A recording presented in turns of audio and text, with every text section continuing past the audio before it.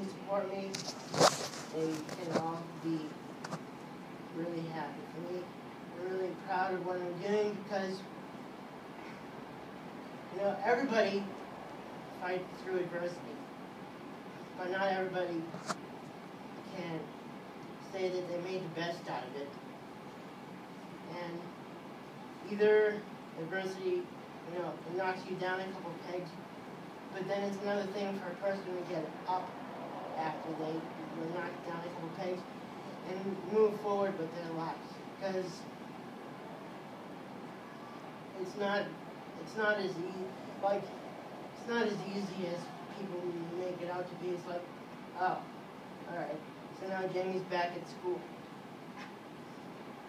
Yeah, but it wasn't that easy. But it made it a lot easier because I knew I had people in my life that, you know, cared about where I ended up. And I knew that I had one other special person in the clouds, like saying, Jamie, you can't sit on this couch right now. You have to get up, and you have to do something. I know you're sad beyond belief right now, but you have to do something with your life.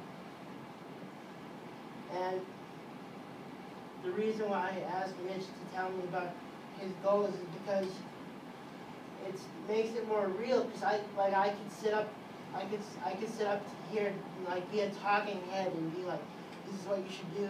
This is how you should do it, and you should just be motivated.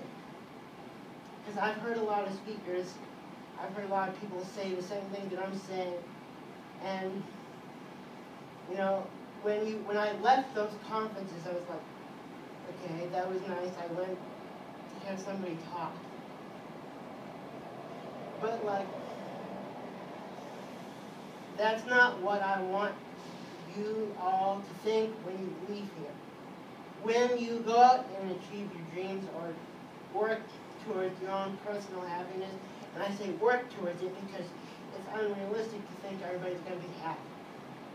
It's just unrealistic to think somebody can always sustain happiness. Because it's not realistic for somebody to say, oh, I'm always happy. People would think you're weird. People would just think you're a weirdo. You're walking around with a smile all the time. That's not being a real human being. Like, people have emotions. It's okay to feel them. And it's just not realistic to be happy all the time. But what is realistic is to be working towards making yourself better and working towards being happy. And that's what my brother wanted me to do. He just wanted me to work towards being happy. And he didn't want me to worry about the everyday challenges that come with being a 20-something kid. Never mind having a disability. Because you know what? That didn't stand out to him. You know what stood out to him?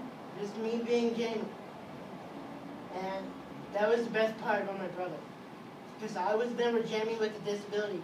I was never Jamie with the kid in a wheelchair. It was just Jamie. And like, people just want to be free to do what it is that makes them happy. And my brother did that for me. He did that for me, and my family did that for me, and all my friends did that for me. Because now, my brothers and sisters are my friends. You know?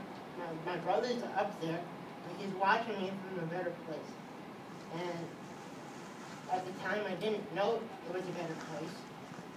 But now that I've had all these people that support me, I've come to grips with the fact that, yeah, Dan's in a better place. And it's very hard for somebody to say when you lose someone that, like, oh yeah, they're in a better place, because what other place is there that's better other than having them by your side? But I read this thing the other day that said, it was like a letter from heaven, and it said, I've seen you grow, I've seen you become the person I want you to be, but now I can see your every move because I watch you from the sky. And it's true. My brother did see me grow up. But the sad thing is he didn't see everything I did. Now he sees everything I do. And it's awesome. And he sees me right now. And he sees me kind of making you all smile. And I hope that, like, I don't have the effect that, like, you go home and you're like, wow, I did a good thing today by going to see this kid speak. Because it's not about, like, making yourself feel like you did something good. Like, when you remember me talking to you, like, I want to say, I want you to remember that some of the things I said, because I don't expect you to remember everything. I don't expect anybody to have a photographic memory and 2 years from now be able to say, oh, at 7:31 Jamie said this. But my message is that something that each and every one of you is going to remember a couple of distinct things. But I don't want you to say, oh, that was a good thing that I did. I wanted to actually help you. I wanted to actually be of some use to you other than something that makes you feel good when you put your head down at night. I want you to be able to use this to move yourself forward. Because I try to remember good memories and advice that my brother gave me. And like, I don't want it to be like, oh yeah, that's good advice. I'll try to remember that when I need it. It's more like the big picture. What is the couple big pictures that people are going to remember when I finish talking here in a few minutes? You don't have to remember everything. I don't expect you to. But really use some of the big pictures that I'm saying, because I really believe that, you know, that I really want to see all you be successful. And I know that you have probably been to a lot of talks where people talk to you about how to be happy and how to be successful. But not everybody means it when they say it. I want it to be meaningful to you.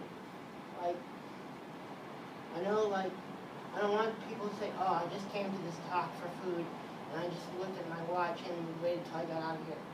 Because I did that in college. I did that in college. Especially on Wednesday, Thursday, Friday nights. I did that. But I want it to be more than that. And I really, really hope it was. You guys have been a great audience. Thank you.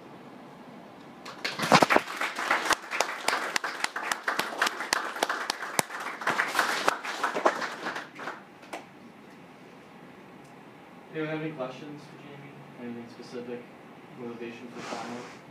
No. How many finals do you guys have? I had to take home finals, so I'm excited. Alright, thank you all for coming. Really appreciate the time.